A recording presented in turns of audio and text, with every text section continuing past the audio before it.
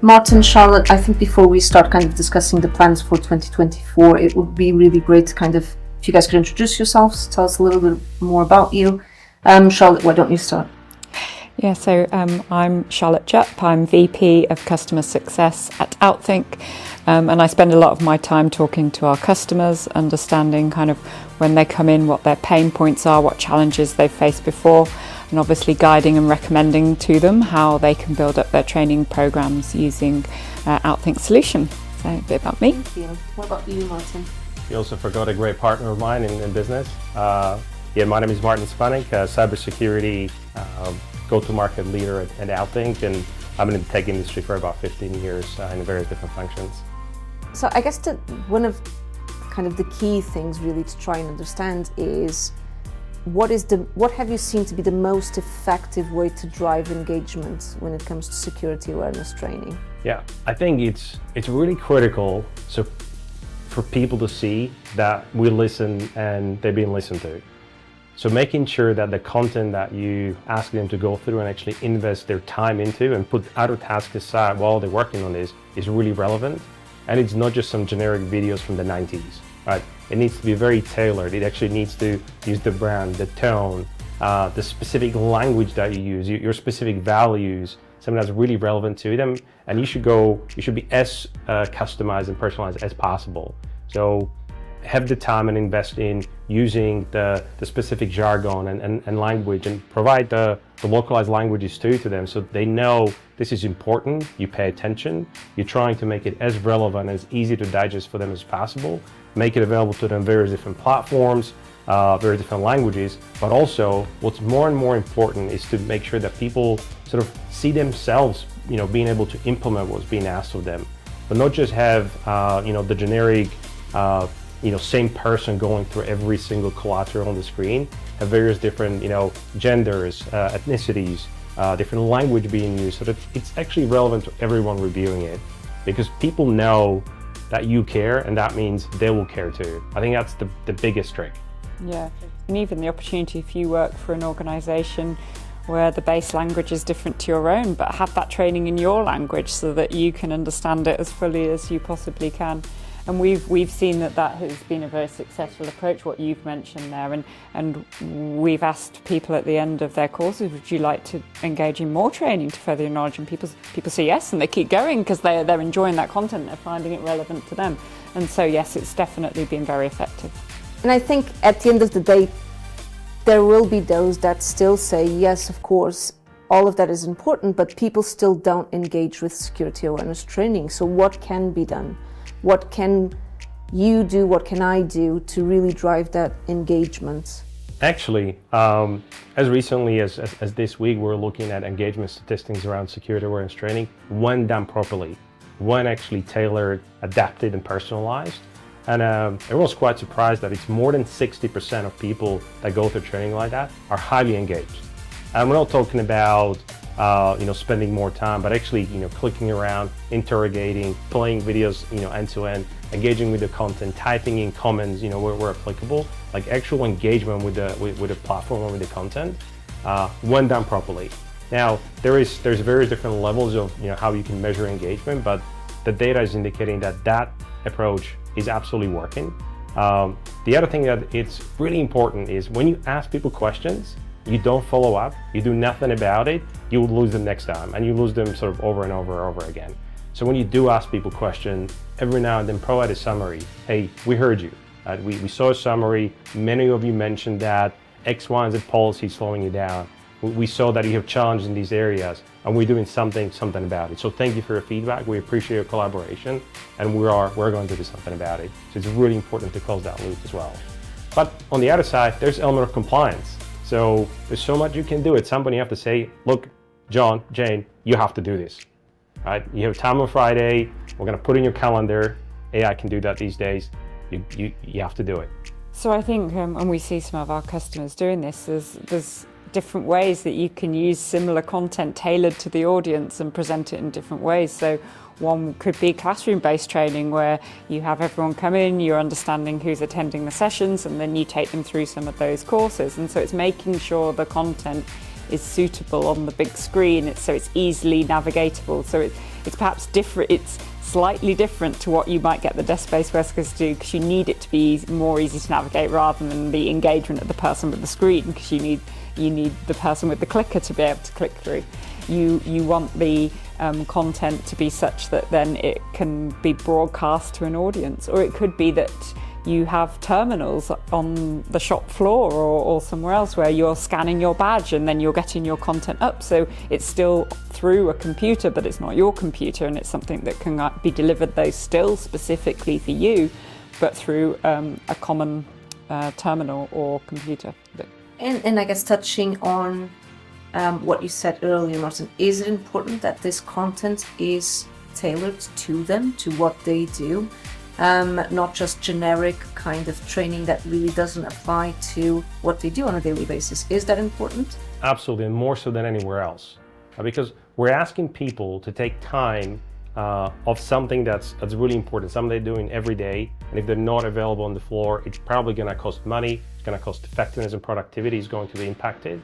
And people and their leaders are very sensitive to that. Like there's a routine, and it's very well optimized, machine or process that we're talking about in many cases. So we need to have a very strong case that we're actually taking people offline, and we're trying to give them access to some great educational and engaging content.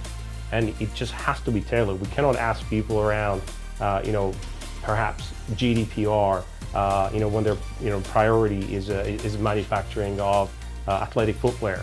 Like, it needs to be really relevant, so just making sure that that is absolutely spot on. It's even more important than anywhere else.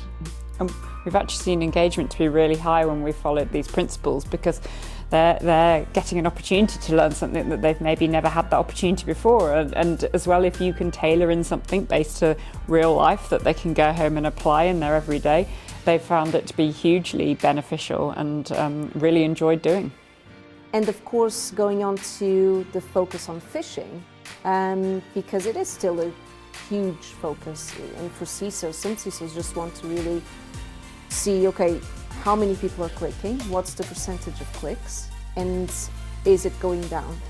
So how can we really support organizations reduce phishing clicks?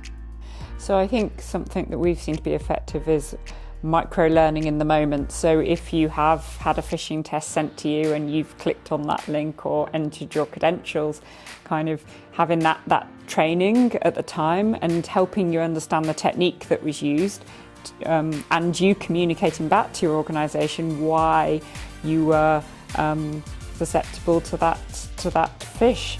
And it could be, and so if you imagine that the emails come in, and a lot of the time it could be using pressure around urgency, which drives people to think, oh gosh, I want to do things quickly, okay, let me click this link, and guiding the user through those steps, what the technique has been used to kind of get them to click, helps them learn in that moment, because in that moment you've got the oh no, I clicked, and so you're much more susceptible, much more willing then, and you take the training on board because you've realised, oh okay, I don't want to do this, I've learned I don't want to do this again. And so we've found that has been very good in helping the employee to become a lot more aware the next time that happens, and to then reduce those click rates. So and this is interesting. I think, Martin, is it safe to assume then that it is important to demystify clicking on a phishing simulation as like, oh my god, it's a super negative thing? And is it that, again, applying those principles of, like Charlotte said earlier, just ask them or try and understand really what it is that they're all about? So is it the reason behind the click? Is it something important? And then apply, once again, content, micro learnings that really answer that reason behind the click. How can we support employees? Yeah, this is a very interesting topic, because when we think about sort of this entire industry and we just look at it from the lens of security awareness training, we see a lot of sort of like a normalization and standardization across the different industries and use cases. And it's the absolute opposite when it comes to phishing simulations. There's some industries that are very relaxed about it, or actually are against it, because they feel it's very intrusive, and they don't want to make their employees sort of feel that they're being tricked or experimented on. And that could be as a communication challenge they're facing in some of those areas. And then we see the other side, perhaps in the more regulated industries like financial services or government, where it's very black and white. If you do accidentally click on a phishing simulation email, there are consequences. Some could be, emotional message that, hey, this is a big deal, you can't do this ever again, to more extreme that actually there's implications to your pay or employment contract. Now, what we're seeing as a trend is sort of two things. One, the phishing simulation space is being slowly consumed by the overall security awareness training components, because it goes hand in hand. They just work so perfectly together, if done well and in harmony. So when you think about phishing simulation as an education tool, so you let people experience it, you tell them how to flag emails, how to spot phishing emails, and how to report them. They start doing it more. And when they actually accidentally click on something, you ask them immediately, okay, fair enough, you clicked on a phishing email. Why? Did you notice where it came from? Did you hover over the link? Did you know the sender?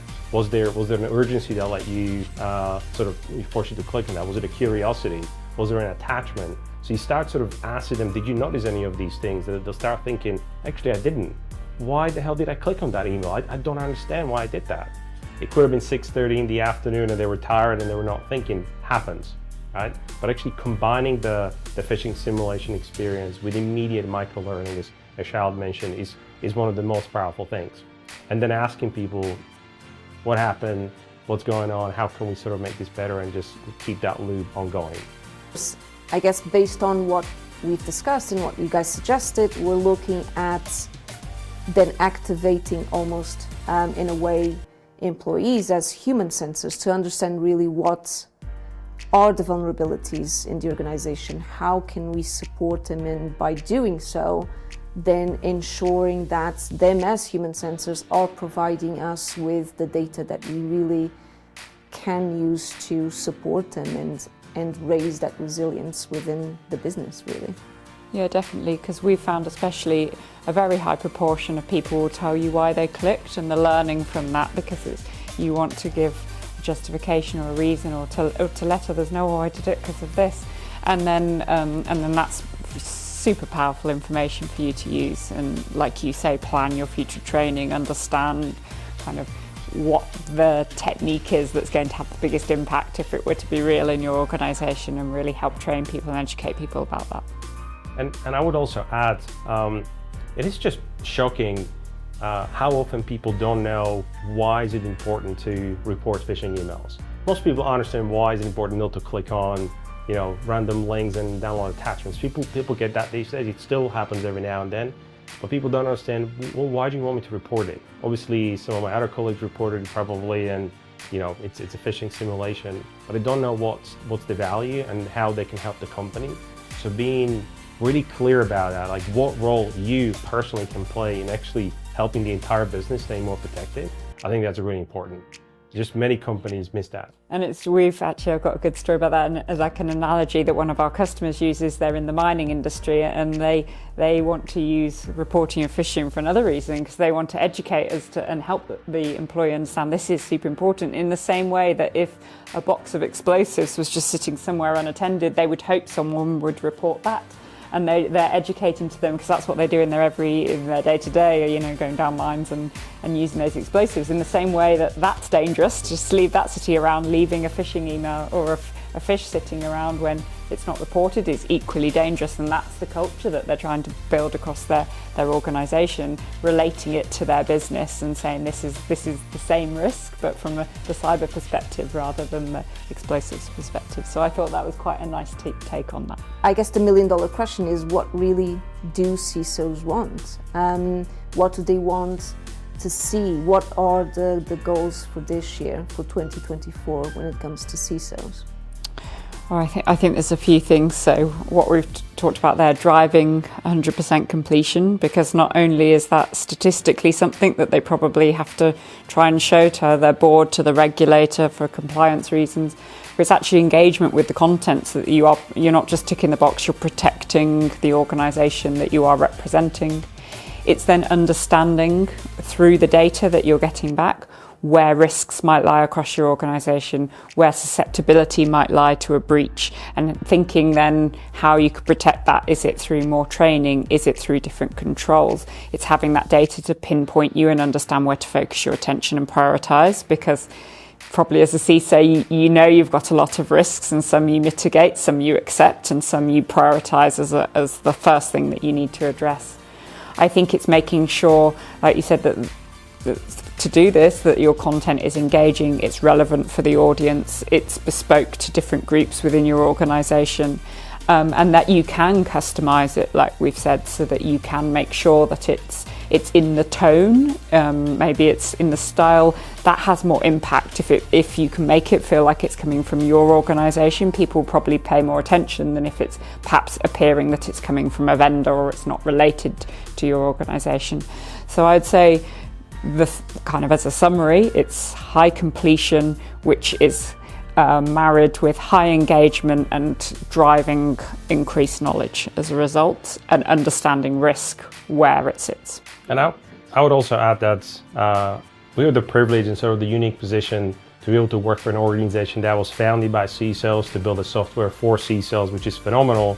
And it gives us the opportunity to understand better than anyone else that CISOs are human beings, right? They want to deliver solutions that are enjoyable, that are liked by people, that add value, and people actually talk about in positive superlatives, not as something, oh gosh, I have to do this again, and it's boring, or I'm being phished, and they're trying to trick me into doing something.